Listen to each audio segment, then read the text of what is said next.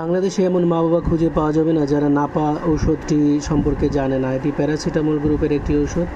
নাপা সর্বত্র সবাই চিনে থাকে। নাপা প্যারাসিটামল ওষুধটি সাধারণত জ্বর এবং ঠান্ডার কাজে বাচ্চাদের আসলে এটি ব্যবহার করা হয়ে থাকে, বাচ্চাদের খাওয়ানো হয়ে থাকে। চমৎকার এই ওষুধটি সাধারণ মৃদু যদি ব্যথা পেয়ে থাকে বাচ্চারা, সেক্ষেত্রেও আপনারা নাপা প্যারাসিটামলটি ব্যবহার করতে পারেন। আমরা বাজার থেকে এটি কিনতে পাবো।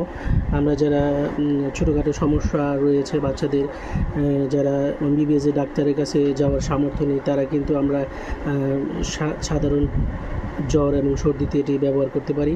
অথবা প্যারামেডিক্যাল ডক্টর রয়েছেন বাজারে, দোকানদার পাওয়া যায়, তাদের কাছ থেকে আপনারা এটি কালেকশন করতে পারেন। এটি বাচ্চাকে 3 বার খাওয়াবেন ভরা পেটে।